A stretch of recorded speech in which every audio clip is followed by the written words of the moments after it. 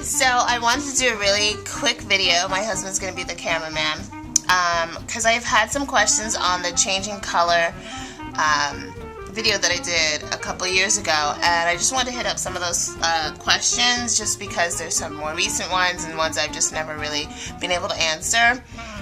So I'm just going to go ahead and start and crochet while I'm talking to you guys about it. And also show you some different products that I've used. So, Caitlin 1964 asked, where do you clip the ends? So when you start adding in, you just clip the ends, give yourself a little bit of a tail because you're going to be tying those together later, and you're going to be weaving those in, and I'll show you that also. And then I had another question, and I'm just going to actually do another change of color so you can kind of see how to redo it. So we're at it. I'm just going to grab my new color, my pink color again, and I basically left just enough because I practiced in that color. So I'm going to pull through the last, so you're going to do a double crochet like you would normally to the last stitch. Can you see some? So you're going to do a double crochet into the last stitch. So you have three on the hook. Yarn over again, then you pull through the first two. Then you only have two, and then you have the rest of your skein, and then you would cut there. Then you're going to add in a new color, the tails here. Depending on how much yarn you have left over or what have you, leave a good sized tail because you're going to be weaving those in, and I'm going to show you that in this video also. Now yarn over, hold the new yarn in your hand, and pull through the last two loops, and that's going then to your chain 2, your chain 1, whatever you're doing for your size to make it appropriate, and then just go ahead and continue crocheting, and that's going to start in your new color. So another question I've gotten is, what do I do with the ends? How do I weave them in so that it looks like it's just one continuous piece of wool?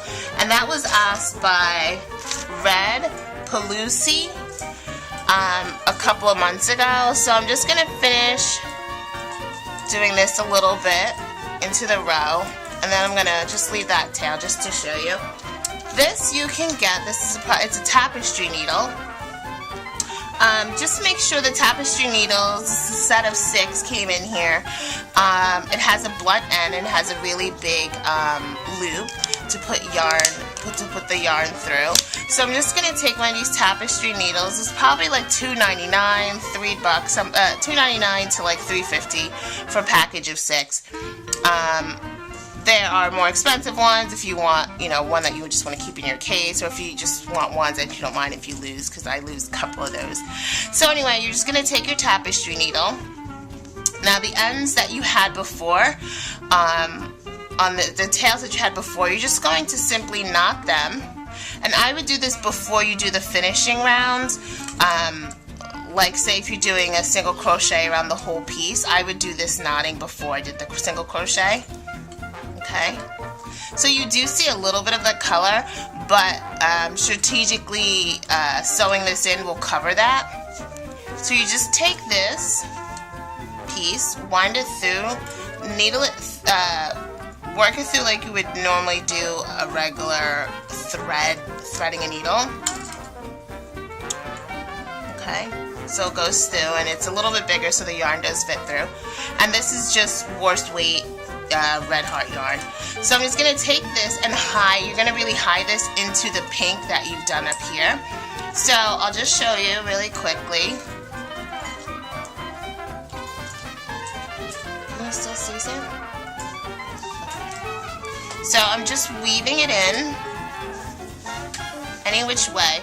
I do tend to go through the post of the double crochet or what have you, the single, I try to go through the post more than just on the rim, just because then you can hide that in case you have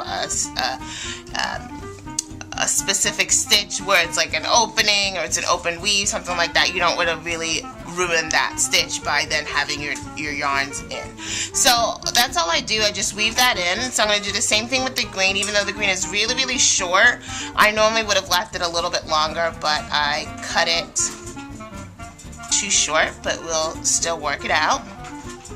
Weave it in. And if it's too short, weave your needle in first where you want it to go.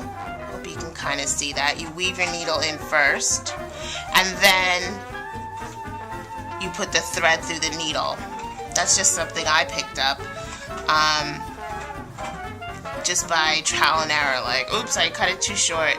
Now the needle won't go through without me bending it. So anyway, you just do that, pull it through, and because you knotted it, it is secure, so you don't have to worry that once you cut this you have to worry about, you know, it unraveling. It's not going to unravel. Just make sure you do a little knot, and then of course you're going to come back and do, if you are, you're going to come back and do a single crochet, so that's going to hide that. So don't even worry if you didn't cover that little bit of pink that's showing there.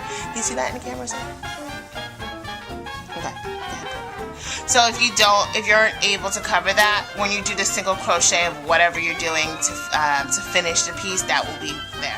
Then just cut that end here, cut this end here, and then continue.